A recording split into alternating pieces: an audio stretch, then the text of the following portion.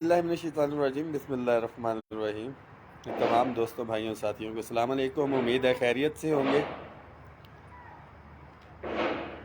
बस एम ही आज जो है ये वीडियो बना रहा हूँ, कोई लेटेस्ट अपडेट्स वगैरह नहीं थी। ऑफिस में बैठे हुए थे। आज आपको ऑफिस का दिखाते हैं, इस्लामाबाद का।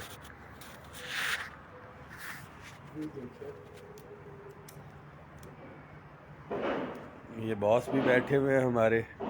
ये बहुत ज़बरदस्त एक अच्छा एरिया बनाया है इन्होंने,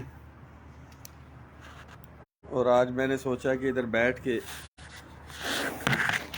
वीडियो मैसेज जो है हम बना लें। उम्मीद है आज भी सारे भाई, मैं तो ऑफिस में हूँ,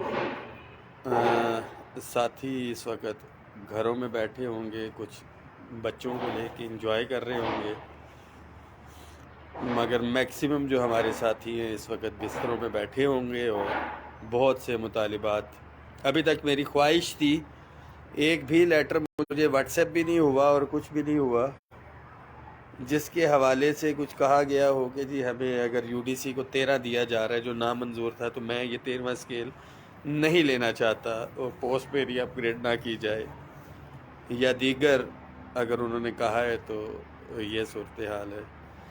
ज़िद्दी मलिक साहब, बिल्कुल आप ठीक कह रहे हैं, मुलाजमीन की मजबूरी है। बाजवा साहब ज़रूरी है, ये मैसेज बड़ी देर से मैं देख रहा हूँ। तो बाजवा साहब की भी मजबूरी है, मुलाजमीन की एहतजाज में शमूलियत बहुत ज़रूरी है, क्योंकि वो जब तक नहीं हो सकेगी आप लोगों के मामलात जो है नहीं होंगे। इंशाअल्लाह ताला जो मुझे अल्लाह के घर उम्मीद है कि अगले हफ्ते जो है उसके ऊपर वो हो जाएगा। अच्छा, जो शेख वहीद साहब और कुछ कल भी था उसके ऊपर ये अभी डिबेट चल रही है, ये क्लैरिफिकेशन आनी है पीएम असिस्टेंट पैकेज के ऊपर कि ये रेगुलर कब से होंगे, और हो सकता है पहली क्लैरिफिकेशन पे भी हो जाए, बसूरत दीगर हम कोर्ट से जाके भी इस हवाले से वो ले लेंगे। जो डेली वेजेस कॉन्ट्रैक्ट एडहॉक के मुलाजमीन हैं उनके लिए ये मैसेज है कि 15 दिन जैसे मंदुखेल साहब की कमेटी के पूरे होंगे, अब आपको मैं अपना तरीका वारदात जो है आप मुलाजमीन का जो होना चाहिए, वो 15 दिन जब पूरे हो जाएंगे और आप लोगों को रेगुलर नहीं किया जाएगा, तो अब जब आप निकलेंगे तो आपके पास बड़ी स्ट्रॉन्ग जस्टिफिकेशन होगी कि मंदुखेल साहब की एक कमेटी जो थी, जो नेशनल असम्बली की उसकी डायरेक्शन के ऊपर बनी है, उसकी हदायत पे अमल दरामद नहीं हो रहा और हमें मुस्तकिल नहीं किया जा रहा।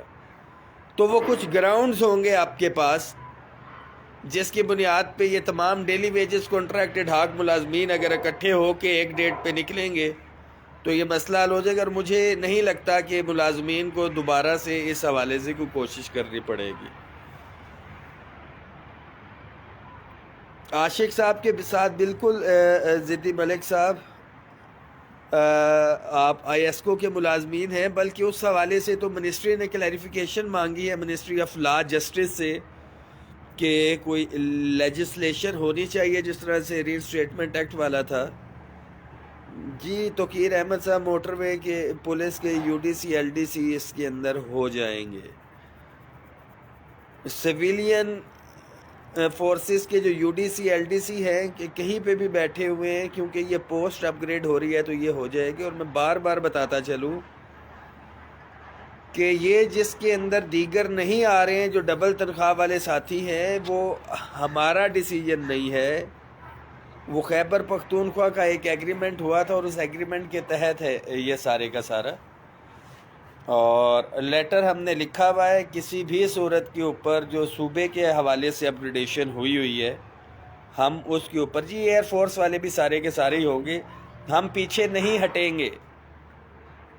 मगर एहतजाज सिर्फ अपग्रेडेशन के ऊपर मैं कहूँ कि मैं कर लूँगा, या एहतजाज मैं सिर्फ और सिर्फ इसके ऊपर रेगुलराइजेशन के ऊपर कोई कर लेगा, जब तक हम 2-3 मुतालिबात को इकट्ठा करके क्लब करके हम अपना प्रोटेस्ट नहीं करेंगे, हमारे मसले जो है उसमें हल नहीं होंगे।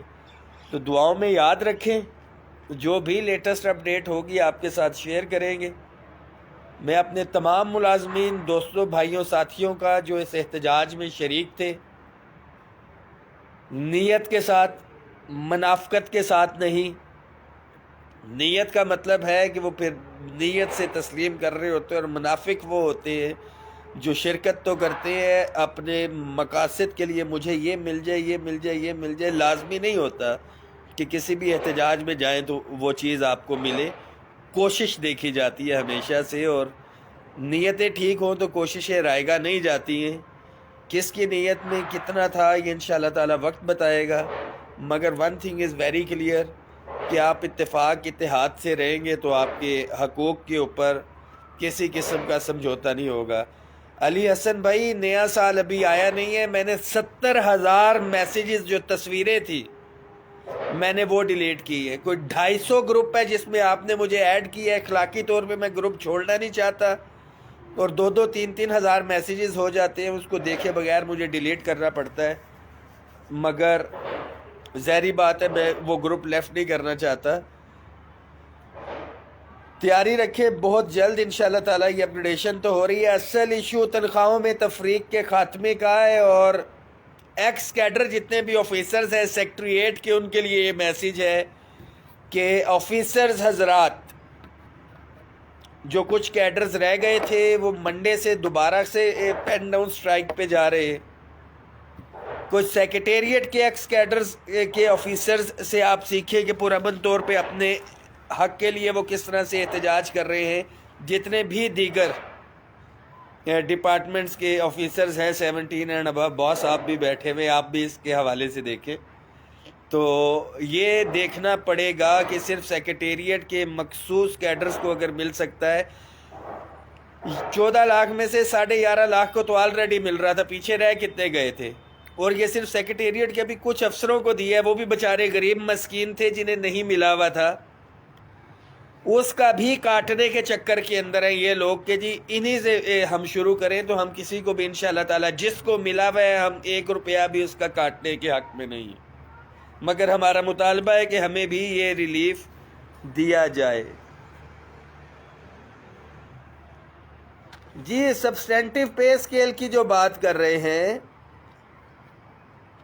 کسی بھائی نے یہاں پہ پوچھا ہے، تو انہوں نے اس کے اندر ڈھنڈی یہ ماری ہے کہ ان کا پریشر تھا کہ اسکیل تو ہمیں اگلا دے رہے ہیں، اسکیل تو اگلا دے رہے ہیں، مگر الاؤنسز جو ہیں جو پچھلا اسکیل تھا اس کے اوپر جو ہے انہوں نے بیچ میں یہ شک ڈال کے بھیجی ہے، جس کا ہم نے لیٹر ان کو لکھ دیا ہے کہ ہم کسی بھی صورت کے اوپر اس کو یہ نہیں کریں گے، اس کو آپ ٹھیک کریں فوری طور کے اوپر.